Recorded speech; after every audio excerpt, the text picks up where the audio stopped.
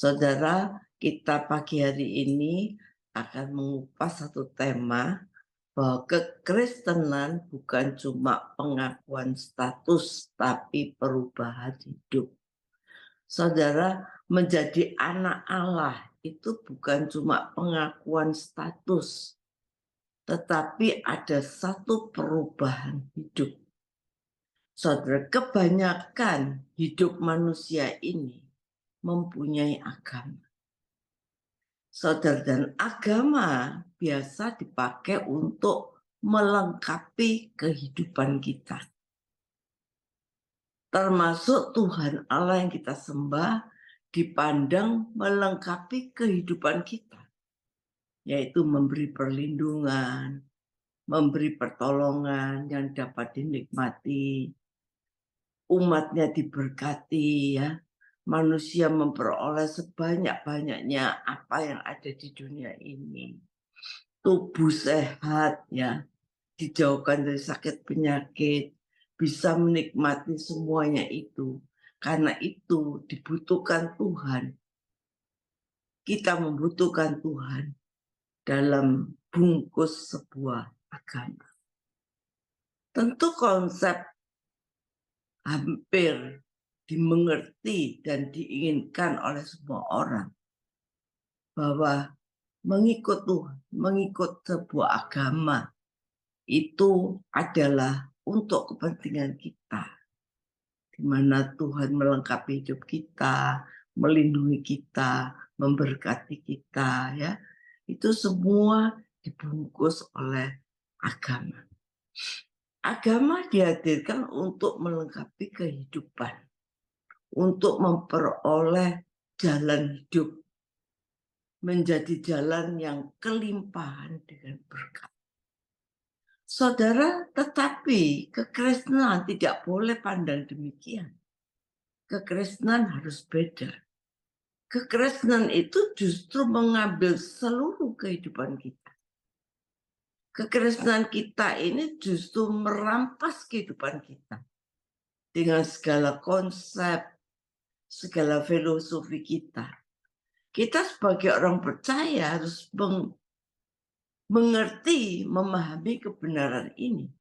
Kalau kebenaran ini tidak kita pahami, maka seseorang tidak pernah mengalami kekristenan yang benar.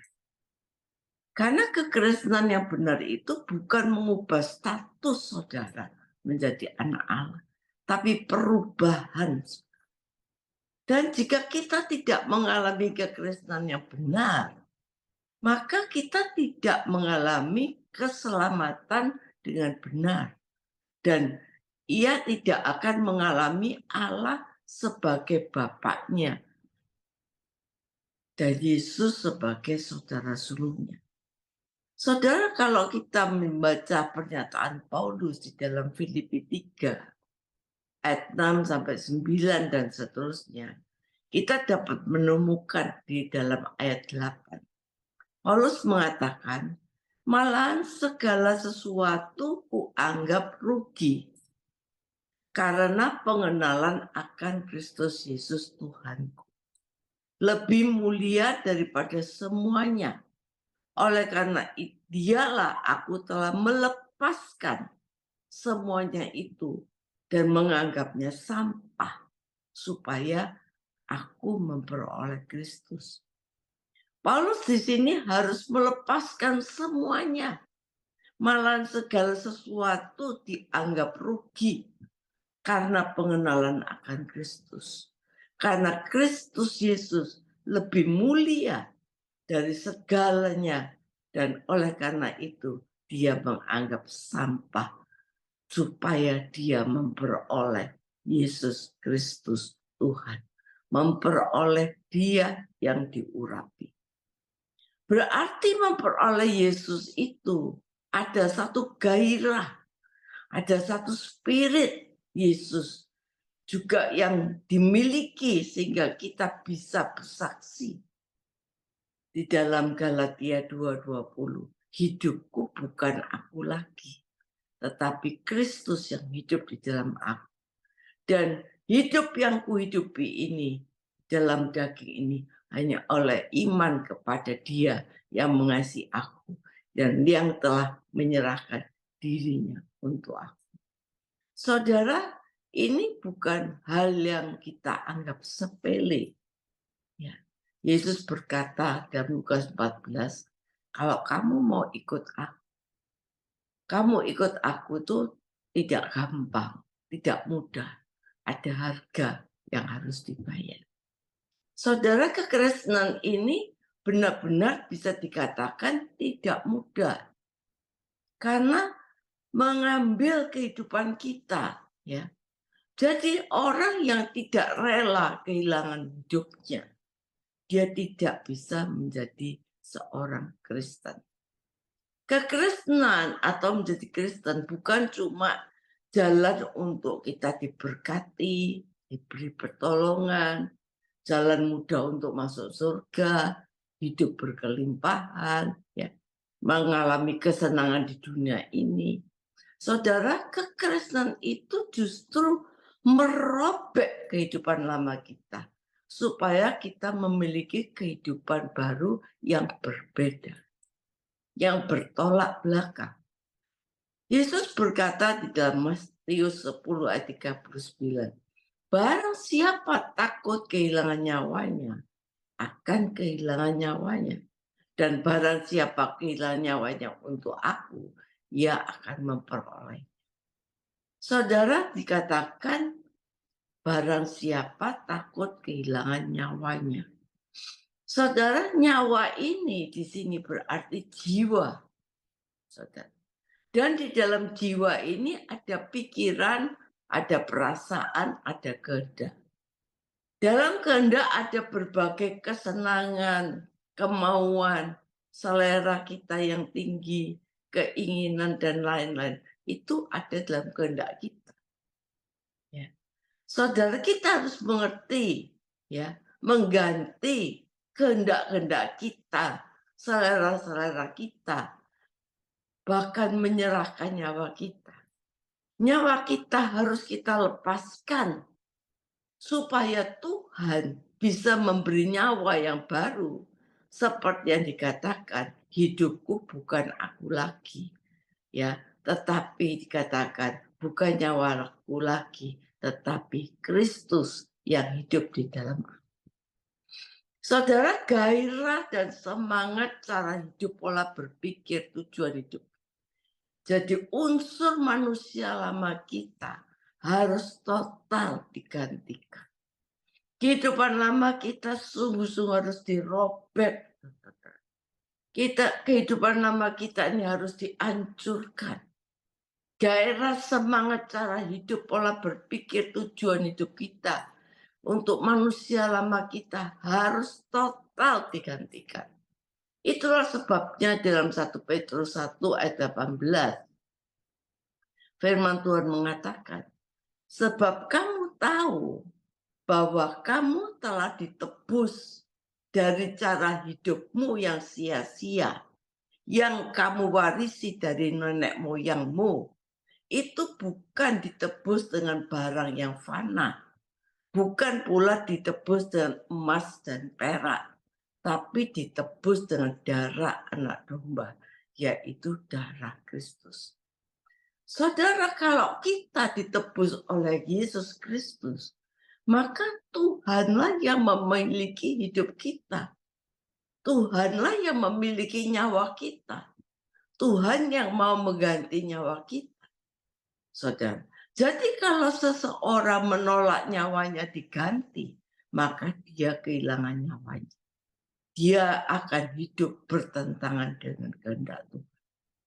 Saudara, kita sudah ditebus oleh Yesus Kristus, bukan dengan darah barang yang fana, perak, emas, tapi oleh darah Yesus Kristus.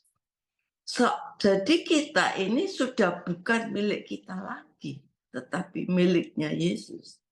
Kalau saudara membeli sebuah mobil, saudara bayar, maka mobil itu akan menjadi milik saudara, bukan milik orang itu lagi. Kalau saudara membeli rumah dan saudara bayar, Saudara, rumah itu menjadi milik saudara, bukan milik orang itu lagi. Saudara, kalau ada jadilah kehendakku ya di bumi seperti di dalam surga. Saudara, itu latihan. Itu latihan untuk apa? Untuk mensinkronkan kehendak kita dengan kehendak Allah. Maka firman Allah mengatakan bahwa dunia dengan segala keinginannya akan binasa. Tapi orang yang melakukan kehendak Allah kekal selama-lamanya. Saudara, banyak orang takut kehilangan nyawa. Seperti istri Lot, saudara, yang dia menoleh ke belakang. Karena apa? Dia tidak rela kehilangan kesenangan-kesenangan, kenikmatan-kenikmatan dunia di masa lalu. Sehingga dia menoleh ke belakang. Tetapi akhirnya dia menjadi tiang garam. Dan ini membuat kita gagal menjadi Kristen. Ya. Kita tidak akan bisa mengalami kelahiran baru. Ya. Itu yang membuat orang tidak bisa hidupnya memuliakan Allah. Walaupun setiap minggu mereka pergi ke gereja mendengarkan firman Tuhan. Saudara, kita harus berani mati bagi diri kita. Kalau tidak, kita tidak akan pernah sampai kepada Galatia 2:20. Dan kita tidak bisa rendah hati. Karena apa yang kita lakukan made in flesh, ya, buatan daging kita. Yusuf sudah lulus dari sekolah pergumulan seks. Sudah lulus dari sekolah kebencian. Saudara-saudaranya datang, Yusuf tidak benci lagi. Roh Kudus pimpin Yusuf. Dan pasti Roh Kudus pimpin Yusuf. Sehingga dia mengalami kemenangan demi kemenangan. Di mana dia diletakkan. Walau dia di sumur, dia dibuang, dia di penjara. Dia mengalami kemenangan. Karena ada kuasa Tuhan yang menyertai. Tapi sehebat-hebatnya Yusuf, mestinya masih hebat kita. Karena kita ini sebagai anak Allah. Status kita ini dirubah menjadi anak Allah. Yang menjadi panutan kita, yang menjadi model panutan kita, itu adalah Yesus. Saudara.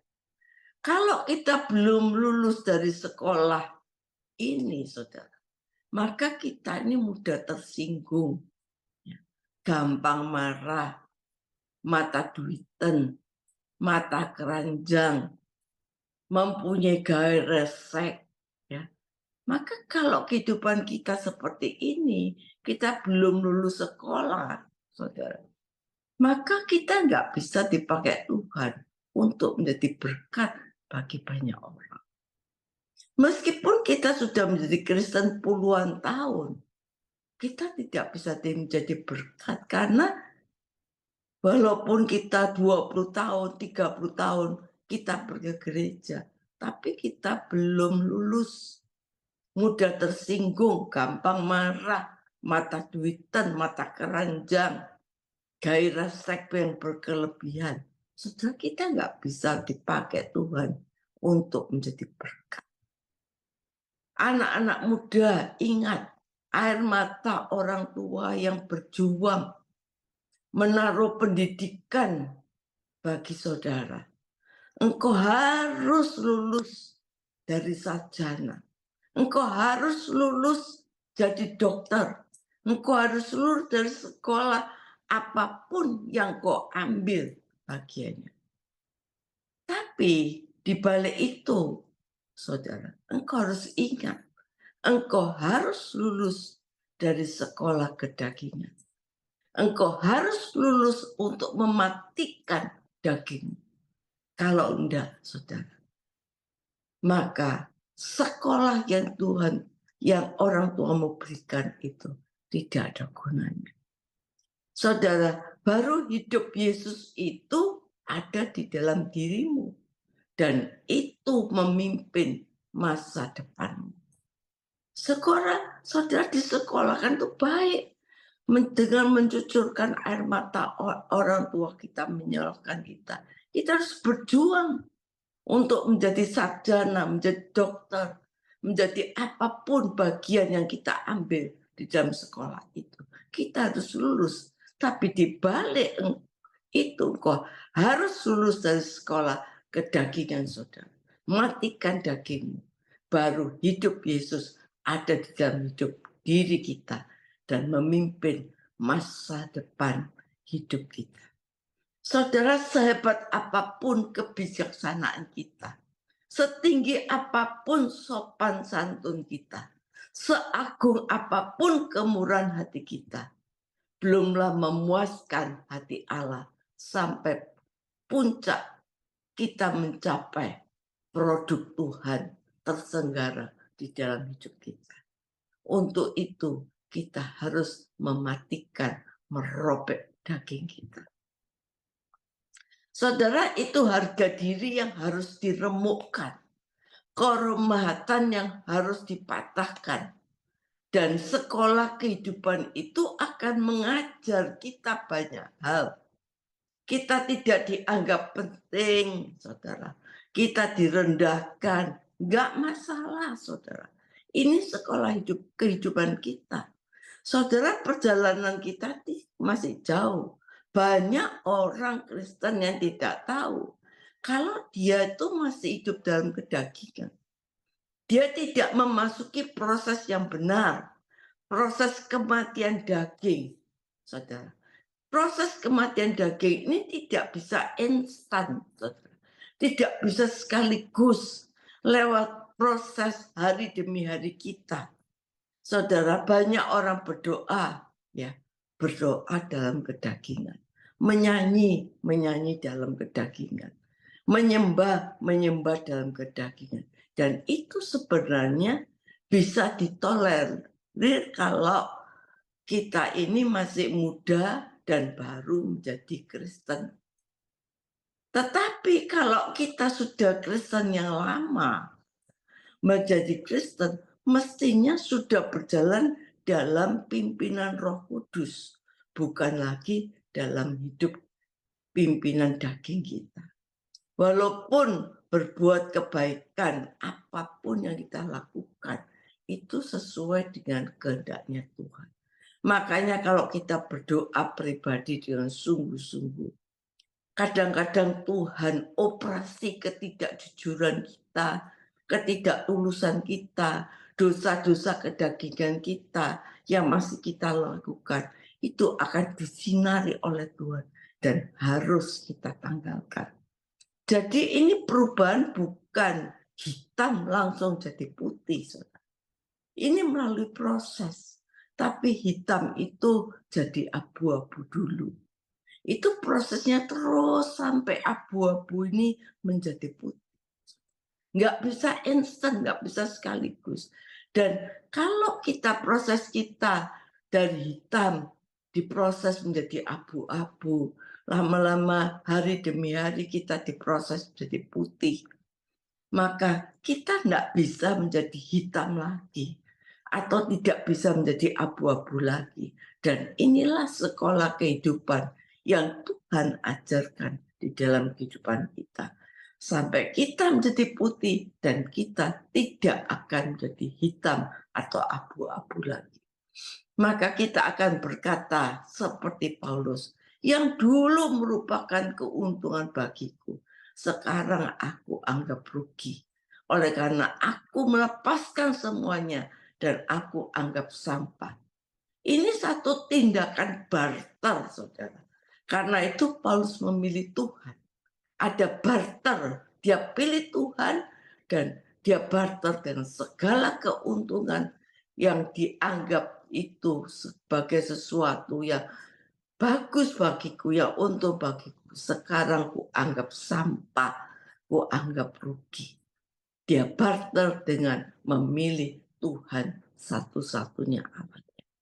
Saudara, sebagai anak Allah itu bukan cuma pengakuan status kita, Oh, kitab sekarang statusnya anak-anak. Tapi keberadaannya di mana? Kalau kita hanya mengakui pengakuan status sebagai anak Allah, saudara, kita nggak berubah. Tapi kekristenan ini perubahan. Ketika kita berjumpa dengan Tuhan, keadaan kita di mana? Sifat-sifat Allah itu akan masuk dalam hidup kita. Sifat-sifat Allah itu ada di dalam diri kita. Sifat Yesus itu ada di dalam diri kita. Sehingga kita bisa berkata seperti Galatia 2:20. Hidupku bukan aku lagi, tapi Kristus yang ada di dalam diriku. Saudara, ini adalah paralel dengan perintah Tuhan kepada bangsa Israel. Tuhan perintahkan pada bangsa Israel untuk membunuh semua orang Kanaan, ya, di mana di Israel itu diduduki waktu itu. Supaya apa? Supaya tidak ada unsur-unsur kekafiran masuk dalam kehidupan bangsa Israel. Harus dibunuh. Saudara, harus dirobek. Kita harus tanggalkan manusia lama kita. Kehidupan lama kita yang menonjol itu adalah egosentris, keakuan kita yang berpusat pada diri kita. Dan sifat ini hampir dimiliki semua orang. Ini merupakan warisan yang telah turun-temurun diwariskan oleh nenek moyang kita. Jadi tanpa diajari, setiap orang memiliki sikap ini, ya, yaitu dirinya menjadi pusat. Saudara, kedewasaan seseorang akan mengubah hidup ini. Hidup egosentris ini yang berpusat pada diri kita sendiri itu dirubah untuk berpusat kepada Tuhan. Tujuannya teosentris, saudara. Perubahan ini bukan sesuatu yang mudah. Ini tidak sesuatu yang sederhana, tapi membutuhkan proses yang panjang. Kalau orang hatinya keras, ya, kepala batu, saudara, itu membutuhkan pukulan, membutuhkan hajaran Tuhan di dalam kitab Anda. Tuhan mengajar dengan tongkatnya. Sampai kalau pada akhirnya orang ini bisa berpindah dari egosentris keakuannya menjadi kiblatnya Tuhan. Ini sebuah anugerah. Kita harus ada tekad, ada kemauan, ya, niat yang sungguh-sungguh untuk berkiblat kepada Tuhan. Kadang-kadang Tuhan pukul kita, hajar kita, proses kita, supaya kita berpusat pada Tuhan, berkiblat pada Tuhan. Sering keadaan kita tidak stabil, kita diproses, kita berpusat pada Tuhan. Tetapi sering keadaan kita tidak stabil. Karena kita di dunia, ya, terpengaruh dengan dunia, kita tidak stabil, kita tidak konstan. Kadang-kadang kita bisa meleset. Karena apa? Karena egosentris keakuan kita itu sudah ada sejak kecil dan ini berpuluhan tahun ada dalam hidup kita. Jadi kita harus terus berkiblat pada Tuhan supaya kita tidak jatuh tergelincir. Saudara, orang yang egosentris itu mementingkan diri sendiri, asal gua senang, ya, tidak mempunyai kasihan pada orang lain, mempunyai nilai yang merasa dia lebih dari orang lain, ya. Itu keadaan orang-orang egosentris, senang dihormati, senang mendapat pujian. Saudara, kalau hidup kita masih ada unsur itu, ayo kita minta selidiki hatiku Tuhan.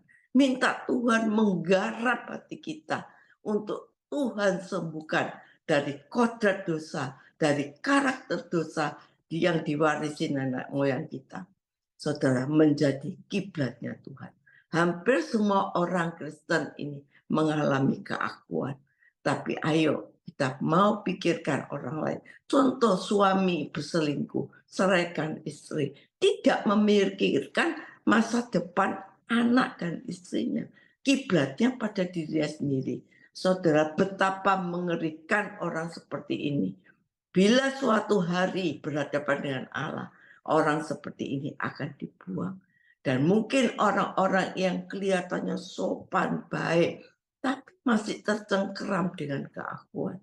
Saudara, Tuhan Yesus berkata, siapa kehilangan nyawanya, dia mendapatkan nyawanya. Kita mau belajar dari Tuhan Yesus bagaimana dia menjadi anggur yang berpecah dan roti yang tercurah.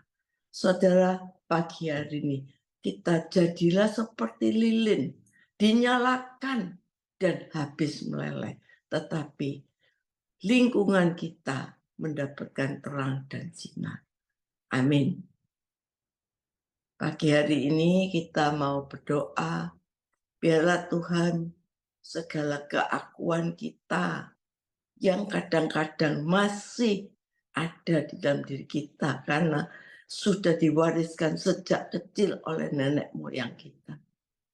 Mari Tuhan periksa diri kita. Kita mau tidak egosentris, tapi kami mau teosentris, berkiblat berpusat pada Tuhan, di mana Tuhan ada dalam hidup kita, sehingga kita bisa berkata, hidupku bukan aku lagi, tetapi Kristus yang hidup di dalam aku. Kalau Kristus hidup dalam saudara, dia akan pimpin saudara pada masa depan yang penuh pengharapan dan gilang gemilang. Punya semangat yang luar biasa, kehidupan yang berkemenangan di dalam Tuhan menjadi bagian hidup kita. Baik dalam keluarga, baik dalam pelayanan, baik dalam bisnis. Tuhan angkat kita seperti Yusuf diangkat Tuhan tinggi-tinggi. Amin.